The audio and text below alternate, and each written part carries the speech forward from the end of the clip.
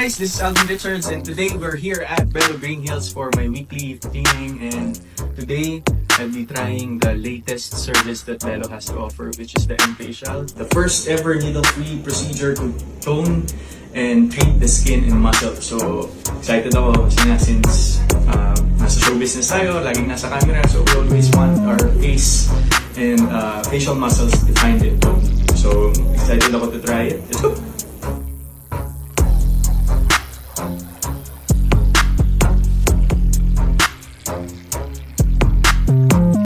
Welcome back mga kaldab.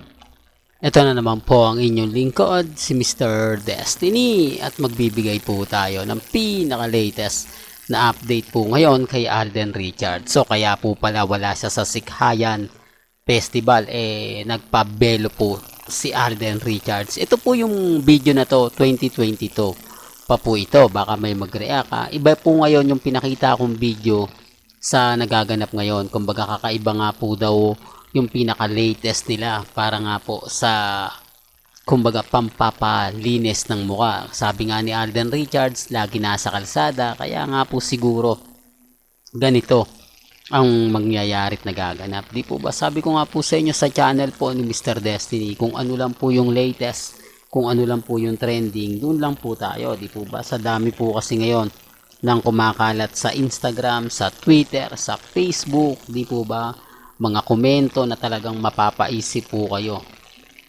Remind ko lang po sa channel po ni Mr. Destiny, wala pong pilitan. Kung ano lang po yung nababasa ninyo, napapanood ninyo, napapakinggan po ninyo, dun lang po tayo. Di po ba? Hindi ko naman po kayo pinipilit na kinukumbinse na paniwalaan nyo po lahat ng mga sinasabi ko. Kayo pa rin po magde-decide. Ang sa akin lang po, pinapaliwanag ko lang po kung saan nga po nagsimula ang Aldab. Kung paano nga po ba nagsimula at kung saan nga po ba nagkaroon ng relasyon at kinasal at nagkaroon po ng anak. Sa pagkatapos nun talagang naging na kasi si na Alden Richards ng mga panahon na yon, medyo nag-aano na yung social media, medyo masasabi natin na de-develop na. Dumarami na yung mga cellphone, di po ba? Nagkakaroon na ng mga magagandang cellphone, tapos mumarahin pa, nagkakaroon ng apport. Kumbaga yung mga netizen, nakukuhaan na po nila ng mga ganap si na Alden Richards ng mga panahon na yon. Kaya talaga sabi ko sa inyo, mahirap po. Kumbaga yung bigla ang pagkawala. Talagang planado na po yun. Para lang klaro, para lang po sa mga dumadaan at bumibisita sa channel natin. Hindi po ba? Naman po yung kagandahan nyo dito sa channel ni Mr. Destiny. Lahat po ng mga gusto nyo pong mapakinggan, mapanood, relax lang po kayo. Maging kampante. Sabi ko nga dito po sa channel ni Mr. Destiny, lahat po na mga gusto nyo pong malaman, pabor man o hindi, binabato ko naman po yan. Di po ba?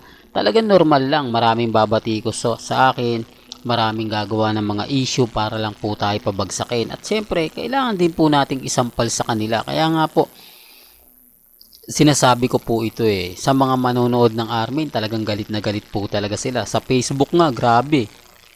Hindi po ba? Yung mga komento po sa akin, lalo na po sa YouTube channel natin. Sa bagay mga kaldab, hindi naman po natin sila masisisi. Dahil nga po, ganun din naman po yung pinipilit nila. Hindi po ba? Pero bago natin ituloy itong magandang update natin, kung bago ka lang sa channel na to at isa kang true-blooded Aldab Nation, nagmamahal po kila Mengay at Isoy, tama po ang channel na pinuntahan mo. Kaya consider na po kitang bagong subscriber. At huwag mong kalimutang i-share ang mga video po natin sa mga mami, sa mga titas, at sa mga senyor. Ito mga kaaldab, sa mga dumadaan at sa mga bumibisita po sa channel natin. Sa mga nagsasabi na, naku Mr. Destiny, fake news ka. Okay lang po yan. Lalo na po kapag kumbaga pinag-uusapan, di po ba? Sa dami po kasi ng issue ngayon sa Instagram, sa Twitter, sa Facebook. Ito mga kaaldab sa mga galit na galit, sa mga bitter po sa akin, nire-respeto ko po kayo at ginagalang. Mahirap po talagang paniwalaan yung mga sinasabi ko, lalo na nga po kung baguhan ka pa lang Kung ngayon ka lang kumbaga ngayon ka lang napunta sa channel ko, isa kang anong ganto ganyan, etc. etc. Di po ba? Pero kung true-blooded Aldab Nation ka since 2015, madali na po tayong magkakaintindihan. Madali ko na masasabi yung mga bagay-bagay na mapapaisip po kayo. Di po ba? Yun naman po yung lagi kong sinasabi at pinapaliwanag sa mga dumadaan po sa channel natin. Although totoo po, mahirap pong makumbinsi sila dahil kasal serye na nga po si Congressman Arjo. Wala naman po ako sinasabi na kumbaga madali lang. Pero sabi ko nga po, kung Aldab Nation ka since 2015, hindi na po tayo magkakaroon ng mga diskusyunan.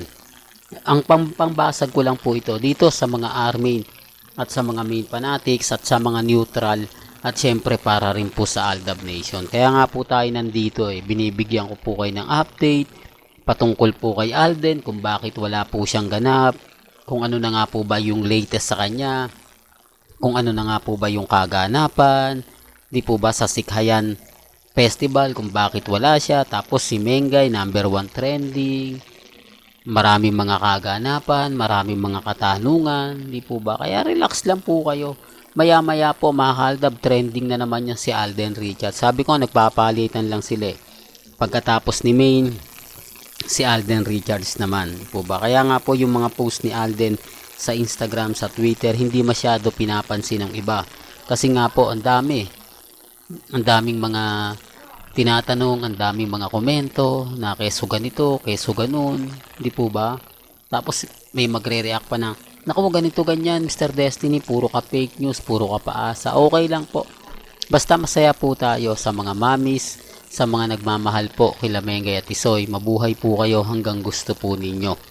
Tuloy-tuloy po nating ipaglalaban ang Aldab, lalo na po sa Instagram, sa Twitter, at sa Facebook. Di po ba?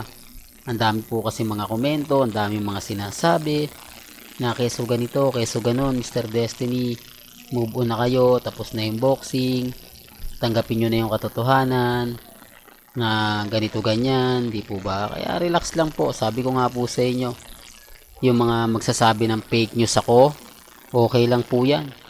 Huwag nyo na lang pong pansinin, hayaan nyo na lang po sila. Tapos sasabihin nila na ganito ganyan, di po ba? Real talk mga ka-Aldab.